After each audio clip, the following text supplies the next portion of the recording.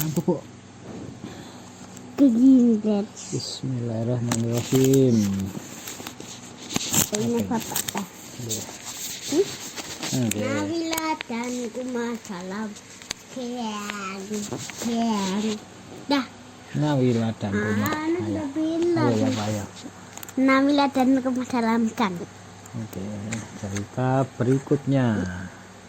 Tatelan bagian 1. Antelan bagian 1. Tadi pagi sebelum berangkat ke sekolah, Mak bilang Tantelan mau ke rumah. Kapan, Mak? Barangkali 2-3 hari lagi. Nanti kita tanya, Pak. Tantelan itu adik Pak yang tinggal di Jakarta. Nama sebetulnya Meilan. Tapi Pak selalu memanggilnya Lan. Dia yang mengirimi aku boneka gorila. Sudah lama sekali dia tidak ketemu Pak. Mak bilang Tante Lan sudah pindah dari Jakarta dan sekarang tinggal di Singapura.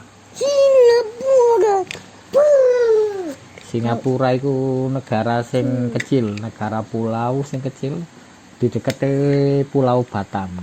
Enggak luas dah. Ya luas, cuman tidak. Nek dibanding Indonesia jauh lebih luas Indonesia.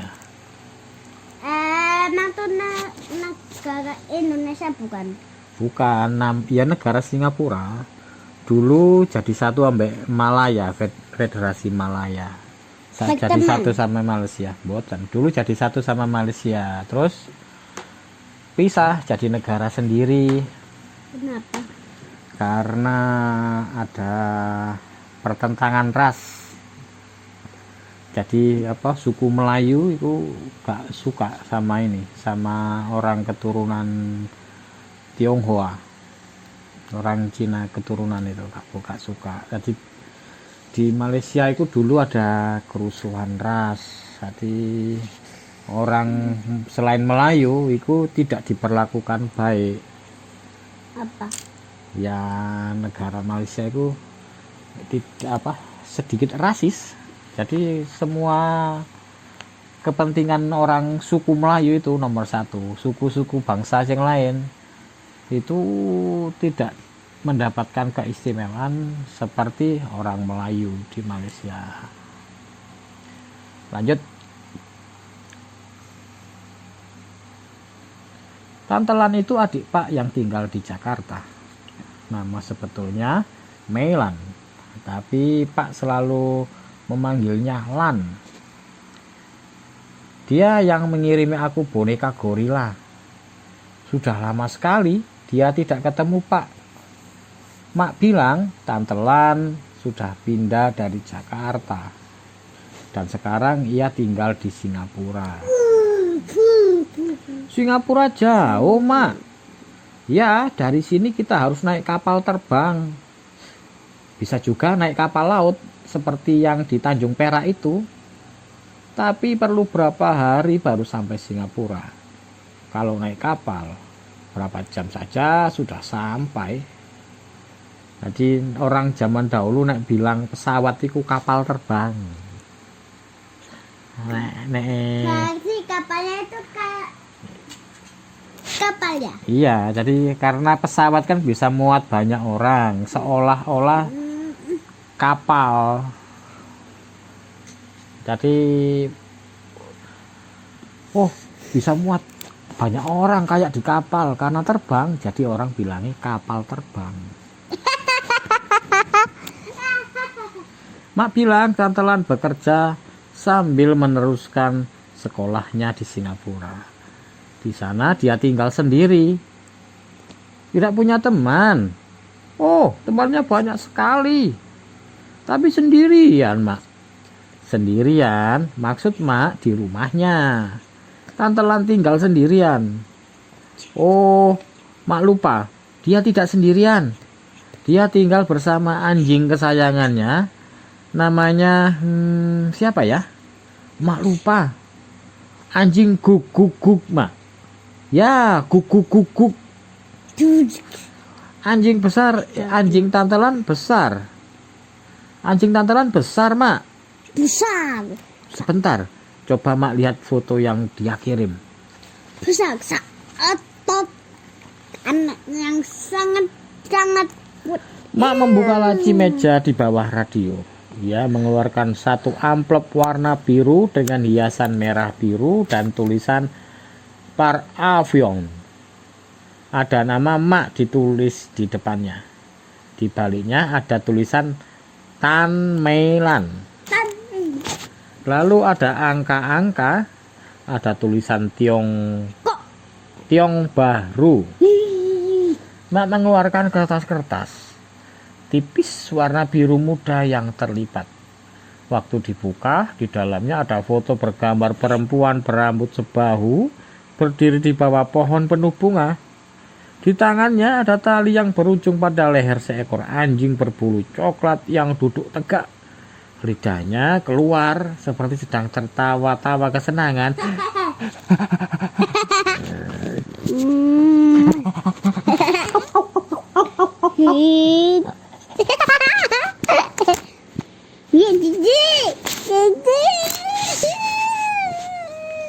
Ini Tante Lan dan ini Mak membalik foto.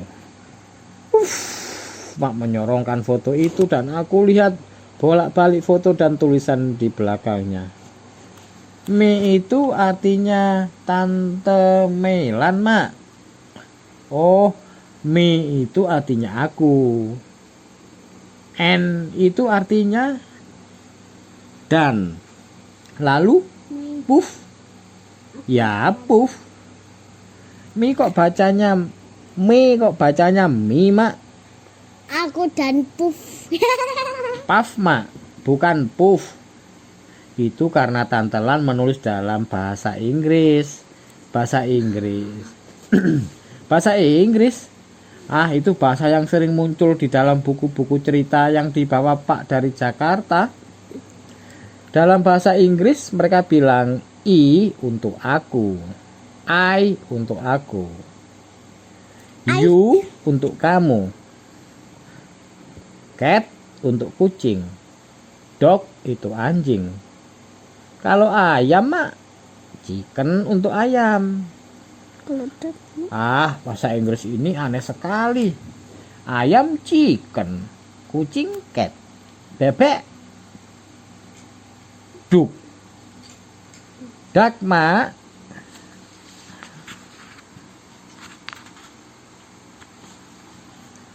Ya, Wila, duck. Aku tidak mengerti orang Inggris kenapa bebek harus duck. Kenapa kucing jadi cat dan ayam bisa chicken? Mak memasukkan surat Tante Lan yang ditulis dalam kata-kata yang aku tidak mengerti itu ke dalam amplop biru. Tiba-tiba jantungku berdebar keras sekali. Mak, Tante Lan selalu bicara bahasa Inggris. Ya, dia bisa bahasa Inggris dan Cina. Aduh. Aku tidak bisa bahasa Inggris, Mak. Mak juga tidak terlalu lancar, Wila. Pak yang sangat pandai bicara semua bahasa itu. Dia tidak bisa bahasa Jawa, Mak. Seingat Mak, Tante Lan belum bisa bahasa Jawa. Tapi Mak rasa dia bisa bahasa Indonesia karena pernah tinggal di Jakarta. Nanti kita tanya Pak. Kapan? Tunggu Pak pulang. Aduh, lama sekali. Aku mau tanya sekarang. Kucing cat, ayam chicken, rumah house, bebek duck, anjing dog. Bagaimana kalau aku mau cerita tentang sekolah? Farida, Dul, main layangan? Aku harus bilang apa? Aduh, kenapa Pak tidak pulang sekarang saja?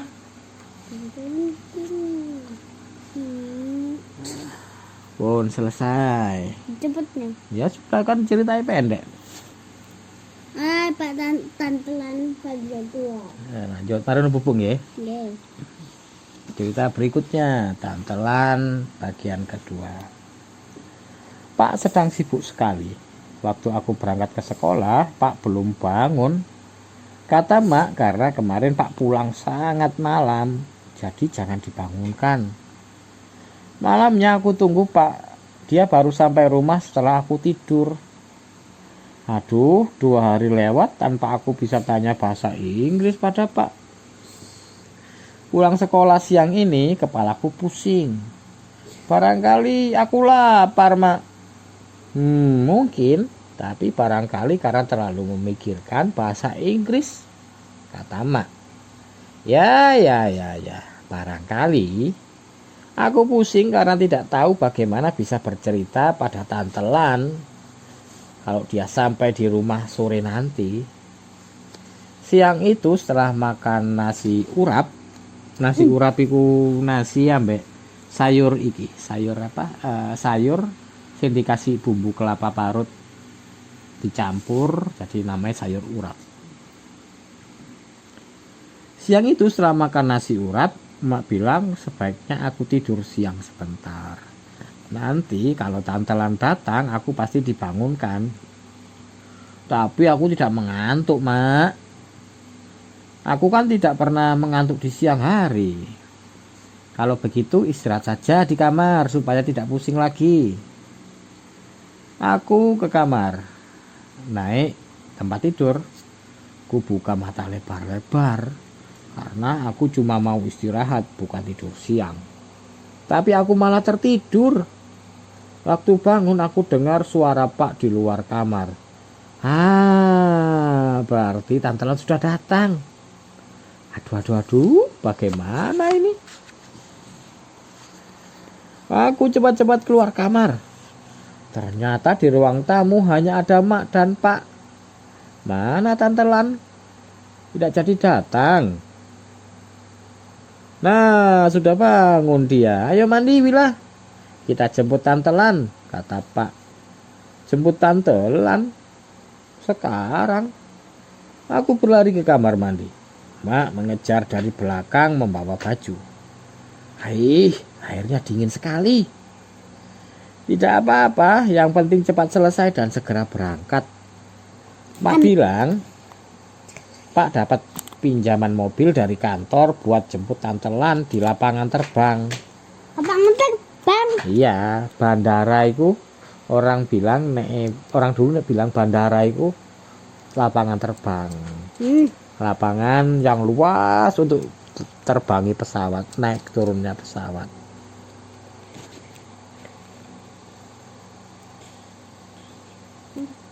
Mak tertawa melihatku melompat-lompat. Aku terlalu gembira.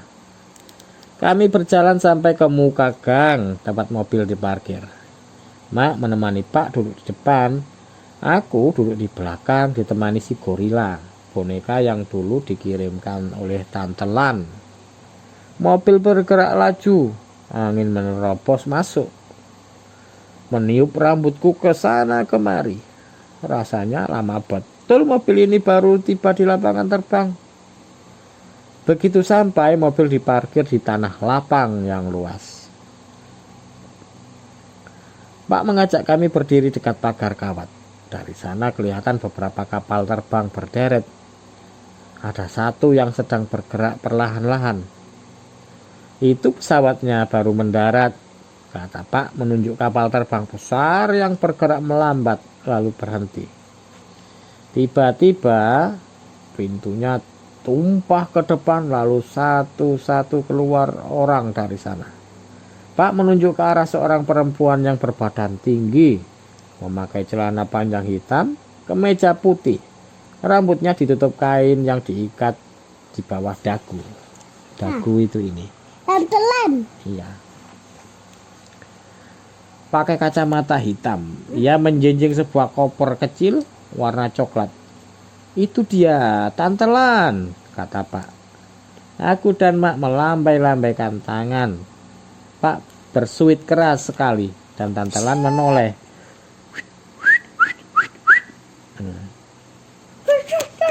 Dia melambaikan tangan ke arah kami dari tempatku berdiri. Aku bisa melihatnya tersenyum lebar. Pak lantas mengajakku dan Mak mendekati pintu keluar. Sebentar saja Tante Lan sudah bersama kami. Ia dan Pak berpelukan, juga dengan Mak. Lalu ia langsung berjongkok di depanku sambil membuka kacamata hitamnya. Ia bilang, "Selamat sore Wila, apa kabar?" Oh, aku susah napas. Tante Lan tanya kabarku. Mak menyentuh tanganku. Wila ditanya apa kabar. Aku buru-buru menjawab, "Kabar baik Tante." Bagus. Bagus sekali katanya lagi. Lalu tangannya menggenggam tanganku. Pak meluk pinggang Mak, berjalan menuju mobil. Aku dan Tante Lan bergandengan tangan mengikuti dari belakang. Di mobil aku duduk di belakang bersama Tante Lan. Di bangku depan, Pak bersiul-siul, Mak bersenandung.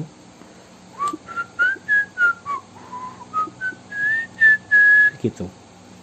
Bersiul-siul begitu.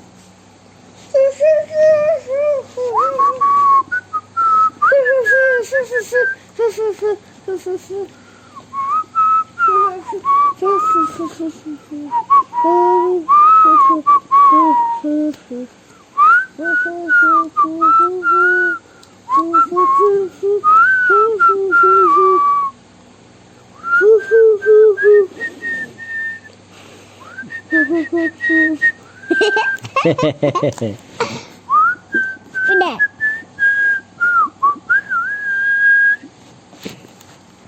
Sampai mana tadi? Tante Lan membuka kacamatanya dan matanya persis seperti mata Pak Sipit. Ia melepas juga penutup kepalanya dan rambutnya jatuh ke bau. Hitam, banyak, lurus seperti hujan deras. Saya dengar Wila sudah sekolah, betul? Tanya Tante Lan. Ya sudah, di Taman Kanak-kanak Juwita, kataku. Bagus sekali, katanya sambil tersenyum. Aku cerita tentang Ida, tentang si gorila yang dulu ia berikan. Dan buku-buku di lemari Bu Guru. Kuda hitam dari kayu hadiah Pak. Ya, yang Mata Tante Lan terbuka lebar waktu aku bercerita tentang menyanyi di radio. Iya, yang kuda sing dinaiki but iku ya. Ini yang tidur. Tidur ya buat tidur ya. Ini Pak. Aduh. Ayo. Ini dapat sampai jatuh. Sampai ngiler-ngiler. Hampir jatuh putnya. Habis itu naik lagi. Hebat sekali, katanya sambil bertepuk tangan. Ia lalu memelukku. Aku senang. Tante Lan lalu bercerita tentang Puff, anjingnya yang berbulu coklat di foto yang ia kirimkan buat Mak. Aku tidak mengerti semua yang ia katakan karena ada banyak kata-kata yang aku baru dengar sekali itu. Tapi aku sekarang tahu, yes itu ya, no itu tidak, good itu bagus. Malam itu aku bilang, "Mak, sebaiknya aku tinggal di rumah saja, karena aku mau bercerita macam-macam pada Tante Lan. Aku juga mau mendengarnya bercerita, belajar bahasa Inggris." Tapi Mak bilang aku harus berangkat sekolah. Aduh, semoga saja waktu aku pulang sekolah nanti Tante Lan masih ada di rumah. Jadi kami bisa tetap cerita-cerita yang banyak. Wah, sampai satu, sampai unlimited. Unlimited. Oke, kan banyak. Pulang sekolah aku berlari kencang agar cepat tiba di rumah. Ternyata Tante Lan belum pulang. Ia ada di dapur bersama Mak dan Mbok. Hari itu Mbok masak rawon. Rawon. Seperti aku, Mbok juga belum bisa bicara dalam bahasa Inggris. Jadi Mak yang bercerita pada Tante Lan tentang bumbu dan cara membuat rawon yang harus pakai keluak. Keluak iku apa, bumbu sing buat rawon. Buah keluak itu kayunya keras, terus di dalam itu ada apa? Buah, daging buah yang lembek. Terus iku Bukan ora. Yan, Hmm? bukan Yanto.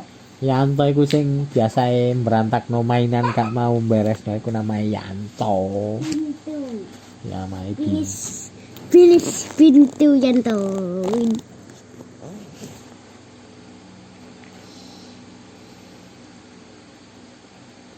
Tantelan mencatat semua yang diceritakan Mak. Aku duduk di sebelahnya. Dia menulis sambil senyum-senyum padaku dan langsung matanya hilang, tenggelam persis seperti mata Pak. Jadi karena matanya sipit tadi nek ketawa itu kayak merem karena kelopak matanya tipis. Ya. Sore, Pak pulang. Di luar aku dengar Ida memanggil-manggil. Ya, sudah beberapa hari ini aku tidak main bersamanya. Juga tidak dengan Bud. Tapi sebentar, aku sedang sibuk dengan Tantelan.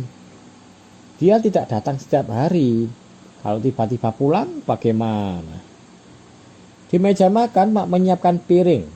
Waktunya makan. Rawon sudah matang. Mbok bilang dagingnya juga sudah empuk. Kami duduk di meja makan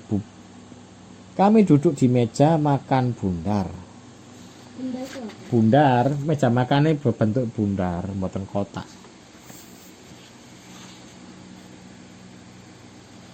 Aku suka rawon. Baunya enak sekali.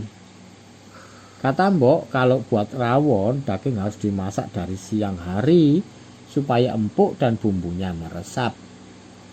Paling enak rawon itu dimakan dengan nasi panas, sambal terasi, kerupuk udang, kecambah pendek, kecambah itu toge, ditambah telur asin.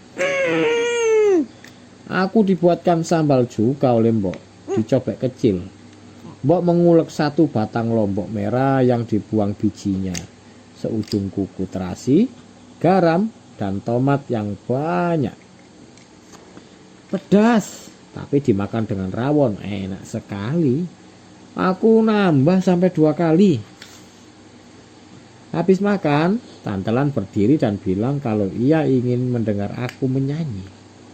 Mak berdiri di sebelah Tantelan, tersenyum lebar. Aku menyanyi lagu apa? Lagu apa saja yang kau mau, Wila, kata Pak. Boleh Hesti. Boleh saja, kata Mak. Ah, bukan Hesti. Aku tahu lagu apa yang akan aku nyanyikan buat Tantelan. Tapi sebelum itu ada yang harus aku siapkan. Aku berlari ke dapur mencari gentong tempat Mak mengisi beras. Gentong. Gentong itu Dekam. Tak dung tak. Waktu kembali dari dapur, aku lihat kursi yang sudah disiapkan Mak buat aku berdiri. Aku menyanyikan lagu yang belum lama aku dengar di radio bersama Mak.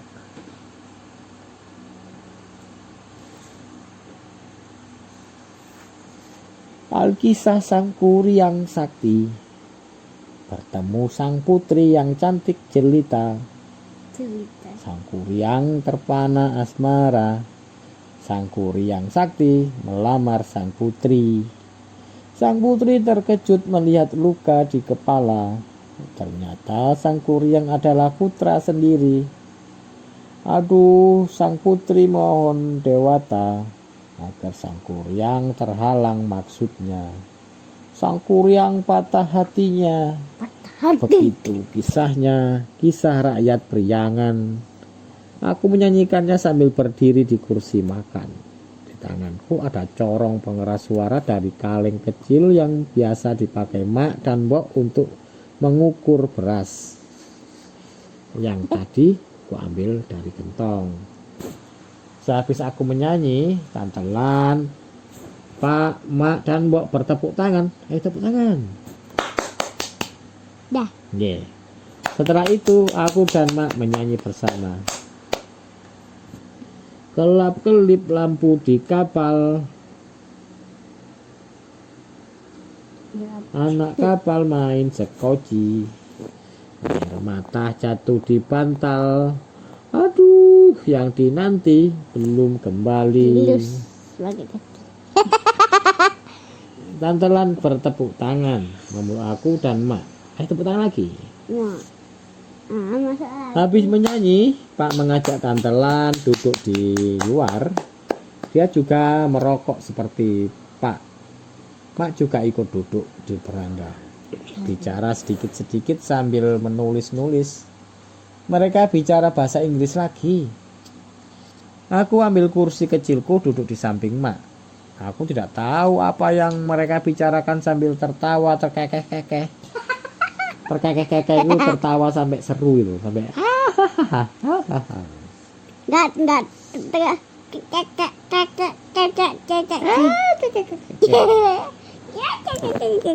apa yang lucu?